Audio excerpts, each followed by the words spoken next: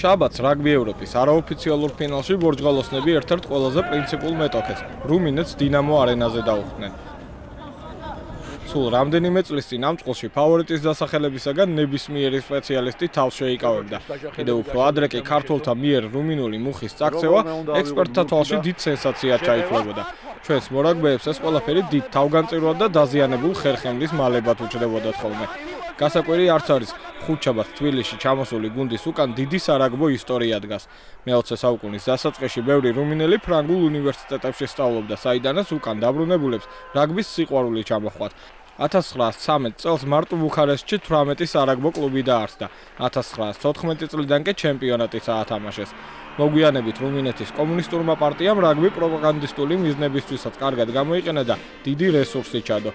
1960-დან 1990 წლამდე რუმინელებმა ორ-ორჯერ სძლიეს შოტლანდიას და უელსს, საფრანგეთი კი სულაც 8-ჯერ დაამარცხეს. დღეს სულ სხვა სურათია. მას შემდეგ რაც 1998 წელს ირლანდიაში ლენსდაუნ როუდზე 27-23 დაგვამარცხეს, ბევრი რამ შეიცვალა და წლევანდელ შეხვედრაში მასპინძლები უპირობო ფავორიტები რომ იქნებოდნენ, თავად რუმინელებმა და მათმა უელსელმა მთავარავა მწვრთნელმაც კარგად იცოდნენ. სოფლიოს შემდეგ ჩვენ და საქართველოს სხვადასხვა მიზნები გვაქვს. საქართველო უკვე გასულია მომდევნო მსოფლიო თასზე, ჩვენ კი საგზური მოსაპოვებელი გვაქვს. ამისთვის ოპტიმალური შემადგენლობის პოვნა უნდა ვცადოთ და დღეისათვის საუკეთესო გუნდის წინააღმდეგ დავამტკიცოთ, რომ თამაში შეგვიძლია. 19 მარტს დინამო არენაზე აქამდე არნახული სარაგბო განწყობა შეიქმნა. ადრე თუ ტრიბუნებს უფრო რუსეთის ჯინაზე, მათი დამარცხების ნახვით გამოწვეული სიხარულის განსაცდელად ვავსებდით, ახლა 50,000-ზე მეტი ადამიანი სტადიონზე მართლა რაგბის სიყვარულმა მიიყვანა, რაც გუნდის პროგრესთან ერთად აუცილებლად აღსანიშნავი თემაა. თავად გუნდმა კი მოედანზე ყველაფერი ძალიან მალე დაამტკიცა.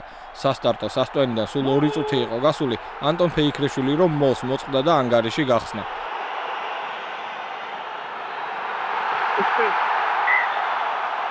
ლელოელი ხმალაძის მიერ ბურთის ლამაზად სალელუად გადაკიდებას უკვე მიჩვეულები ვართ და არც ის გაგვკვირვებია მისმა თანაკლუბელმა სანდრო თოდუამ ანგარიში რომ 12-მდე გაზარდა. შემდეგ იყო რამდენიმე შეცდომა, რაც საჯარიმო დარტყმებად დაგვიჯდა და მუხების საუკეთესო სნაიპერმა ფლორიმ ლაიკუმ 3 გასროლის სხვაობა 3 ქულამდე შეამცირა. სტუმართა მხრიდან ეს იყო და ეს. ტაიმის ბოლომდე ანტონ ფეიქრიშვილმა რუმინელთა დაცვა კიდევ ერთხელ გაარღვია და დუბლი გაიფორმა. მეორე ნახევარში მასპინძელთა დომინირებამ კიდევ უფრო შთამბეჭდავ მასშტაბებს მიაღწია.